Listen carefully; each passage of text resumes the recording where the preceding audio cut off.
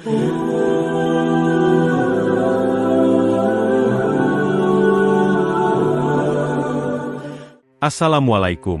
warahmatullahi wabarakatuh. Sahabat Mumtana, sebelum menyimak kisah cerita hari ini, saya sarankan untuk menulis sholawat kepada Nabi di kolom komentar. Semoga sholawat kita menjadi penolong kita kelak di padang mahsyar. Kami doakan semoga kalian mendapatkan rezeki yang barokah dan diberi kemudahan oleh Allah Subhanahu wa Ta'ala dalam menjalani kehidupan sehari-hari. Bribda Nadira berdiri tegak di tepi perempatan jalan yang ramai. Seragamnya rapi, wajahnya serius, dan peluit tergantung di lehernya. Siang itu panas menyengat, namun ia tetap fokus mengatur lalu lintas. Tiba-tiba, dari kejauhan, sebuah motor melaju dengan kecepatan sedang. Yang membuat Nadira geram, pengendaranya tidak memakai helm. Ia segera meniup peluit panjang dan memberi aba-aba untuk berhenti. Motor itu pun menepi. Pengendaranya, seorang pemuda dengan jaket lusuh dan rambut agak berantakan, menurunkan masker dan tersenyum santai. "Mas tahu ini pelanggaran, kan?" tegur Nadira tegas tanpa basa-basi. Pemuda itu, yang belakangan diketahui bernama Raka, mengangguk sambil menyeringai. "Tahu, Mbak, tapi saya buru-buru, ada urusan penting." Nadira menghela napas. Sudah biasa mendengar alasan seperti itu. "Tolong tunjukkan KTP dan STNK-nya." Wajah Raka mendadak berubah canggung. "KTP ada, tapi STNK-nya ketinggalan di rumah." "Beneran, Mbak?" Nadira langsung mencatat pelanggaran. Sambil menulis, Raka menunduk sedikit dan membaca nama di papan nama seragamnya. "Bribda Nadira." "Ya, namanya secantik orangnya," ucapnya tiba-tiba. Nadira mendongak, menatap tajam. "Mas, ini jalan raya, bukan tempat cari jodoh." Bukannya malu, Raka malah tertawa pelan. "Siapa tahu ketemu jodoh di jalan, kan?" Nadira menggeleng pelan, berusaha tetap profesional. Tapi dalam hati, ia sedikit tergelitik. Pemuda ini jelas pelanggar, tapi punya gaya bicara yang tak biasa. Dan mungkin, itu awal dari sesuatu yang tak ia duga akan berkembang. Sejak pertemuan pertamanya dengan Bribda Nadira, Raka tak bisa melupakan wajah tegas dan suara galak yang entah kenapa terdengar merdu di telinganya. Ada sesuatu dalam tatapan tajam Nadira yang terus terbayang di kepalanya. Bukan karena takut, tapi karena penasaran. Beberapa hari setelah kejadian ditilang, Raka sengaja kembali melewati perempatan yang sama. Kali ini, ia memastikan diri memakai helm dan membawa semua surat-surat kendaraan dengan lengkap. Saat melihat Nadira sedang berjaga, Raka melambai sambil tersenyum lebar. "Siap dicek, Mbak Polisi," sapanya ceria. Nadira menoleh, mengernyit. "Mas Raka lagi? Ini perempatan, bukan panggung lawak." "Tenang, hari ini saya gak melanggar kok. Cuma mau menyapa," jawab Raka santai, tanpa merasa bersalah sedikit pun.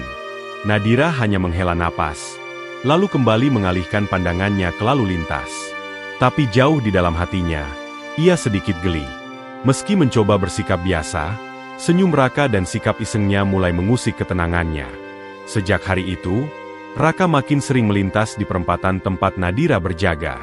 Kadang ia bertanya arah dengan alasan yang aneh-aneh, padahal jelas-jelas ia bukan orang asing di kota itu. Kadang ia hanya lewat sambil melambaikan tangan dari kejauhan. Semua dilakukan dengan wajah jenaka dan penuh percaya diri. Nadira berusaha tidak menggubris, tapi tiap kali Raka muncul, ia merasa hari kerjanya sedikit lebih ringan. Lambat laun, Nadira mulai menanti-nanti kemunculan si pelanggar cerewet itu. Dan tanpa ia sadari, perasaan geli itu mulai berubah menjadi sesuatu yang lain. Hari itu, suasana perempatan terasa lebih lengang dari biasanya. Tapi bukan karena lalu lintas. Nadira menyadari ada yang berbeda. Lebih sunyi, lebih datar. Ia melirik ke arah jalan tempat biasanya Raka muncul dengan gaya konyolnya. Namun hingga matahari bergeser ke barat, sosok pemuda itu tak terlihat juga. "Ah, mungkin dia sudah bosan," pikir Nadira sambil berusaha mengalihkan perhatian ke pekerjaannya. Namun, rasa sepi itu sulit dibohongi. Tanpa kehadiran Raka, perempatan yang biasanya penuh kejutan terasa hambar. Nadira tak menyangka bahwa ia akan mencari-cari kehadiran seseorang yang dulu ia tilang. Keesokan harinya, Nadira kembali berjaga. Kali ini, sesosok pemuda berjalan kaki menghampiri, membawa kantong plastik berisi bubur ayam.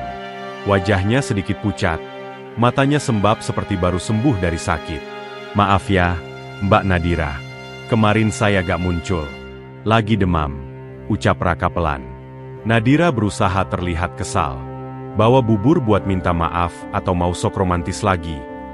"Buat Mbak, supaya gak marah terus," jawab Raka sambil menyodorkan bubur. Ia menerimanya dengan canggung. "Ya udah, makan cepet. Jangan bikin macet." Raka tersenyum.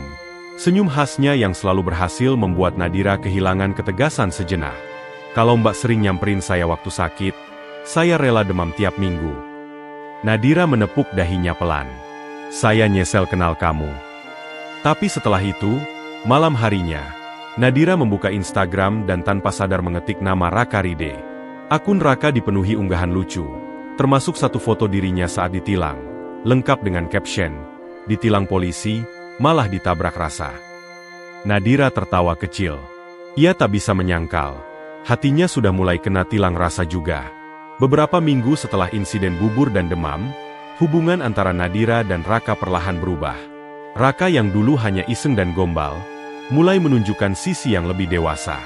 Ia tak lagi sekadar melintas dan melambai di perempatan, tapi kini mulai mengirim pesan-pesan sopan dan jujur. Suatu malam, setelah bertanya pada temannya dan memberanikan diri, Raka mengetik pesan. "Mbak Nadira, kalau saya ajak makan malam, Mbak bersedia gak? Bukan karena ditilang, tapi karena saya sungguh ingin kenal lebih dekat." Nadira membaca pesan itu beberapa kali. Hatinya bimbang. Ia polisi, dia pelanggar lalu lintas. Tapi setelah mengenal Raka lebih jauh, meski lewat interaksi singkat, ia tahu pemuda itu bukan sembarang iseng. Ia pikirkan baik-baik, lalu membalas, "Baiklah, tapi jangan coba-coba macam-macam." Malam itu mereka bertemu di sebuah rumah makan sederhana di pinggir kota. Raka datang lebih dulu, mengenakan kemeja rapi dan tanpa jaket lusuh seperti biasanya. Nadira datang dengan pakaian kasual, namun tetap tampak berwibawa. Selama makan, Raka tak banyak menggombal. Ia bercerita tentang pekerjaannya sebagai mekanik, tentang ayahnya yang sudah tiada, dan ibunya yang tinggal sendiri di rumah. Nadira mendengarkan, kali ini tanpa bersikap defensif. Ia mulai melihat Raka dari sisi yang berbeda. "Kenapa kamu ngejar aku sejauh ini, Mas?" tanya Nadira tiba-tiba. Raka menatapnya dengan tenang. "Karena kamu beda. Biasanya aku yang ngegombalin orang, tapi sejak ketemu kamu, aku yang deg-degan sendiri. Gak tahu kenapa, tapi aku pengen serius." Nadira tersenyum tipis. "Serius itu gak bisa pakai gombal." "Aku gak gombal malam ini, Mbak. Ini aku yang sesungguhnya." Sebelum pulang, Raka sempat bertanya, "Setelah ini, saya masih boleh lewat perempatan itu?" "Asal lengkap helm dan surat-surat." "Silakan," jawab Nadira, kali ini dengan senyum yang tulus. Hubungan Nadira dan Raka berkembang pesat setelah makan malam pertama mereka. Bukan lagi sekadar candaan di pinggir jalan, tapi kini sudah menjadi komunikasi hangat setiap hari. Raka tak lagi muncul di perempatan dengan alasan aneh-aneh, karena kini, mereka sudah saling tahu kabar lewat pesan singkat dan panggilan larut malam. Suatu akhir pekan, Raka mengajak Nadira ke rumahnya untuk bertemu dengan sang ibu, Bu Rahayu. Nadira gugup, tapi mencoba bersikap tenang. Di ruang tamu sederhana yang dipenuhi aroma teh hangat dan kue buatan rumah, Raka memperkenalkannya dengan senyum penuh arti. "Bu, ini Mbak Nadira, polisi yang dulu pernah nilang aku," kata Raka sambil terkekeh. Bu Rahayu memandang Nadira dengan mata lembut, lalu menepuk tangan calon menantunya itu. "Kalau anak saya ditilang sama orang secantik dan setegas ini, pantas saja dia jatuh hati." Nadira tertawa malu. "Mas Raka serius, Bu.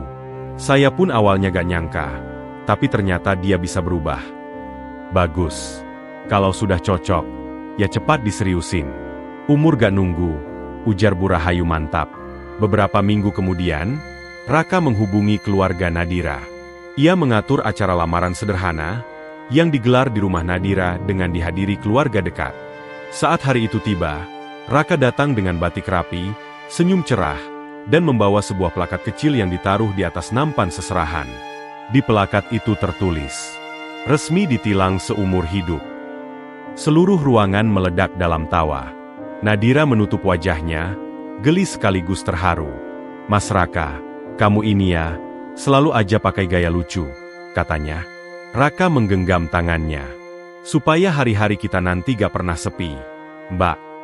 Dan sejak hari itu, tilang yang dulu jadi awal masalah, berubah menjadi ikatan menuju masa depan. Hari yang ditunggu pun tiba. Sejak pagi, rumah Nadira dipenuhi sanak keluarga, suara tawa, dan aroma bunga melati yang menggantung di sudut-sudut ruangan.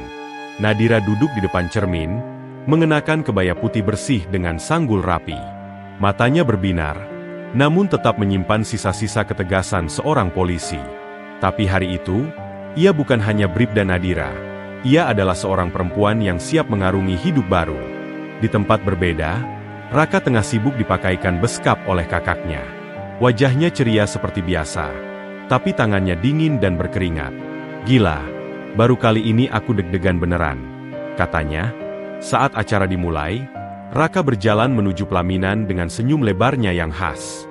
Nadira menatapnya dari kursi pelaminan, sedikit menggeleng pelan. "Mas Raka, ini hari serius. Jangan main-main," bisiknya saat Raka duduk di sampingnya. "Aku serius kok," jawab Raka, menahan tawa. Tapi tetap harus ada unsur serunya dikit. Dan benar saja, saat sesi foto keluarga, Raka membisikkan kalimat yang membuat Nadira nyaris tertawa. "Mbak Nadira, boleh gak aku peluk dikit? Buat tes aja, siapa tahu aku masih kena tilang rasa." Dari balik kamera, sahabat Nadira, Sinta, berseru, "Akhirnya polisi galak kita resmi kena tilang cinta." Semua tamu tertawa. Nadira menepuk bahu Raka pelan, tak bisa menyembunyikan senyum bahagianya. Sejak hari itu, rumah tangga mereka dimulai dengan tawa. Tiap pagi sebelum Nadira berangkat tugas, Raka selalu berkata sambil menyerahkan helm, "Aku gak bakal melanggar lagi. Soalnya kalau ditilang istri sendiri, dendanya bisa seminggu gak diajak ngomong." Dan begitulah, dari pertemuan singkat di perempatan jalan, dari satu surat tilang yang biasa, lahirlah sebuah kisah luar biasa. Karena kadang, cinta datang bukan dari kata manis atau janji indah, tapi dari sebuah pelanggaran yang tak sengaja menabrak hati.